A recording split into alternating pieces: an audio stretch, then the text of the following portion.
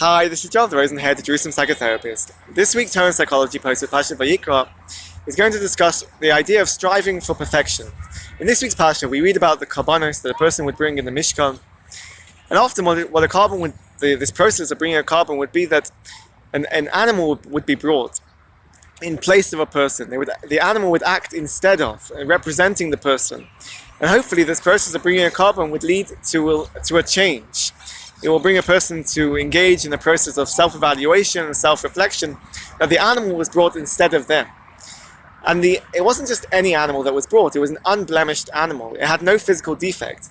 And I think this connection between the person bringing the carbon and the animal being brought in their place, and it being an unblemished animal, has an important message. Because it hopefully will lead a person to perhaps want to become more like the animal.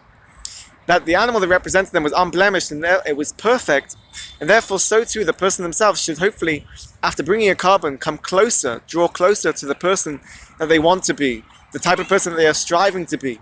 They will engage in this process of striving for perfection. And the Gemara in Sanhedrin discusses the judges that could judge cases of capital punishment. And the Gemara says, "Kashem shebeistem menukin b'tzedek, kach zuchin liot menukin b'chol mun."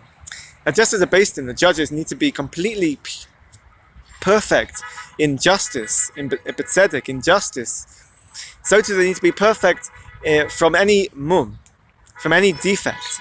And the Rambam says that this is actually referring to physical defects, just like the physical defects and the perfection of an animal that we said with karbanos. So too the Rambam seems to be saying that the judges need to be completely perfect in both in their justice and also in any physical defects as well. And to continue this idea, the Gemara in Bava Metzia says that before a person can judge or can correct somebody else, they need to first judge themselves. They need to first correct themselves. So we take these two concepts. I think we can say that we too, also as a person, when we judge ourselves first, and we judge the type of person we are, and we judge how we want to act and behave, we also need to be perfect, like the judges. This idea of being completely perfect. Obviously, we're not necessarily talking about physical perfection, but as the concept I'm trying to develop here in the sense of karbanos as well, and this connection to the level of perfection of judges, is that when we judge ourselves and we judge the type of person we want to be, we also want to strive towards perfection. But the question is, can we be perfect? What is perfection? Is it healthy to hold on to this idea and to give emphasis and importance towards perfection from a psychological perspective? Perfection is actually, and perfectionism is an ambiguous concept. It has positive and negative qualities. The question is, and the dilemma of perfection is, does it encourage a person to strive towards excellence and high levels of achievement, or is it in fact something which holds a person back, and it's actually debilitating, and it stops them from being able to succeed in their life?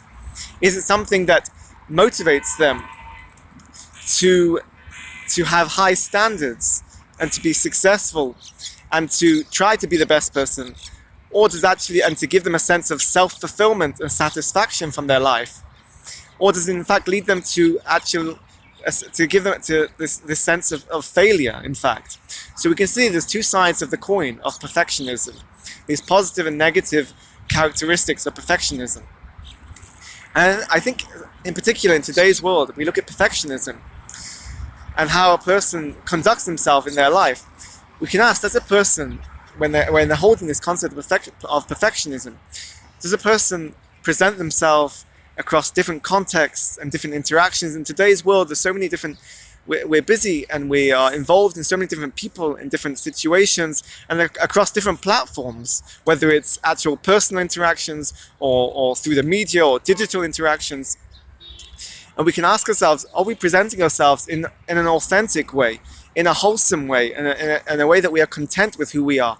Or is a person actually focused on this idea of perfectionism, that they are trying to present themselves through a facade, through this idea of showing the world that they are perfect, and they have reached a level of perfection which is actually unrealistic, and it's unfair to themselves to be putting themselves up on this pedestal of perfection that they simply can't meet.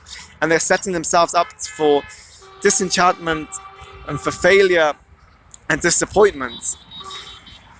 So this is the question: how do we engage with this idea of perfectionism? How do we engage in it in an authentic and in an honest way, that we can use it to strive towards excellence in a healthy way, to lead us towards success? And I think this is what we need to take out from this week's parasha: the idea of perfectionism, from the idea of a carbon, that we bring a carbon which is hopefully going to bring us closer to HaKadosh Baruch Hu. Carbon being from the word karov, lekarev, to draw close to HaKadosh Baruch Hu.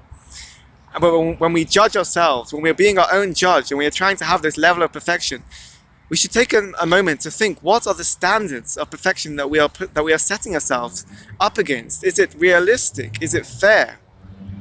And is it something that's going to lead us and encourage us towards a healthy level of perfectionism?